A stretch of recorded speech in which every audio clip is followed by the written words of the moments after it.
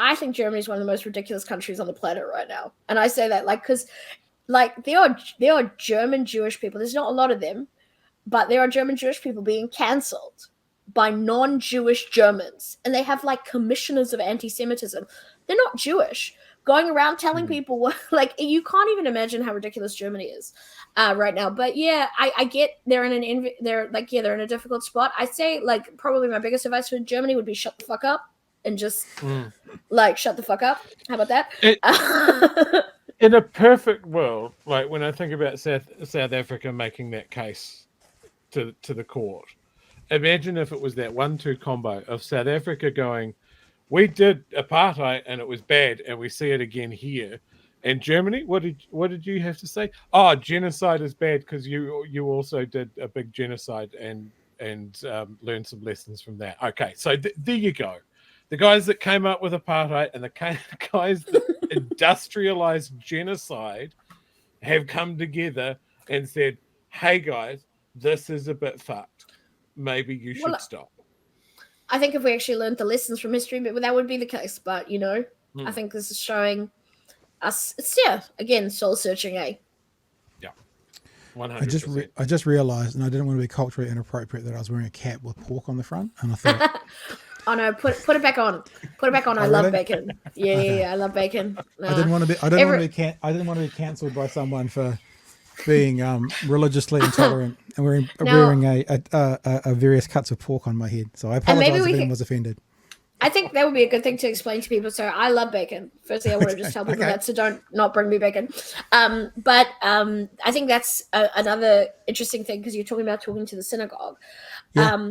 Because Jews, people think when you say Jews, do you think a religious community? Do you think an ethnicity? The truth is, it's both. And you can be an atheist Jew. A lot of people, they're not religious. Hang on. Are you saying you can be an atheist Jew, or that's a question people ask? No. Because I always think about Jewish as the religious context and Israeli as the people from Israel.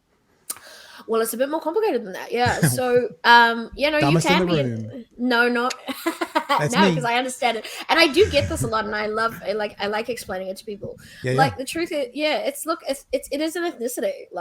It's an ethnicity. So you can be an atheist Jew. Judaism is the religion. Jewish is the ethnicity. Israeli is a nationality. Not all Jewish people are Israeli. I'm probably the best person to talk about this. I have nothing to do with Israel. I have some family that I've never met there, and I probably will never meet them. So far removed from me. I've never been there. I'm actually banned from Israel, so I wouldn't be able to go anyways.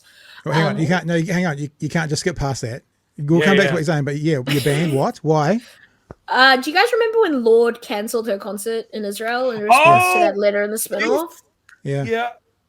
That was me and my Palestinian friend Nadia, yeah.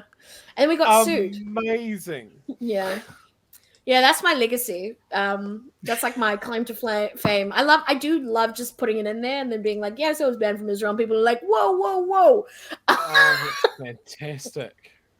Yeah, so I owe some Israeli teenagers because they sued us for emotional damages for the outcome of the Lorde cancellation, and so technically we owe some Israeli teenagers $40,000 and so we raised that money. We raised it and we gave it to a mental health charity in Gaza, and so that's my claim to fame. Yeah, that is. I'm so glad we paused. I'm so glad we paused because we had to hear that story. And for people who are on the audio podcast, you can't hear this. I've now got up an article that's more than 6 years old. Lorde cancels Israeli concert after pro-Palestinian campaign. New Zealand singer cites an overwhelming number of messages and letters she received as having led to her decision. The New Zealand singer-songwriter Lorde has cancelled a planned concert in Israel following an online campaign by activists opposed to the Israeli occupation of Palestine. Well, if you look me up, you can find the stories on the suing, which is ridiculous. You absolute champion. It's the best thing I've heard in a long while. People love the story, right? Because the end bit of yeah. It was not my idea. I got to give the credit to Nadia. She was like, what if we raise the money and we give it to Gaza mental health charity? I was like, stop the presses. That's the fuck. Yeah. Of course we're going to do amazing. That. Yeah. Do you know if there was any donations made by Lorde? Did Lorde make a donation to that?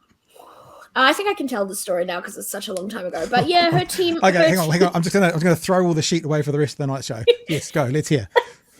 Now her team, I'm not sure if she made a personal donation, but her team reached out to us. She's quite horrified, I think, by the fact that we were targeted, because they intentionally. So basically, this law firm that's honestly, it was all insane, but this law firm that's associated with Israeli intelligence agencies, they're known for this strategy called lawfare, where they like sue people to like basically shut them up. They previously sued like Jimmy Carter for writing a book about Palestine. Anyways, so they were the ones suing us, like real shady shit. Like some Israeli woman showed up at my house, was like, "Does Justine Sachs live here?" And I was like, anyways, but yeah. So what my point is that Lorde did contact us and say, can I help you pay this fine? And we were like, no, please don't. We don't want to give them, a cent. So, yeah, she's awesome, and like credit to her. She canceled the concert. They tried to blame us. We just wrote a fucking article in the spin-off. Like, who the fuck reads that? Well, apparently Lorde, but whatever. But besides that, like, sorry to the spin-off, love your work, but it's not like the New York Times. Like, we weren't, we didn't think there was anything like major. We were like, oh, we'll write a little thing in the spin-off, whatever. And then it turns into an international incident, and I'm on, like, my face is plastered on CNN. It was crazy.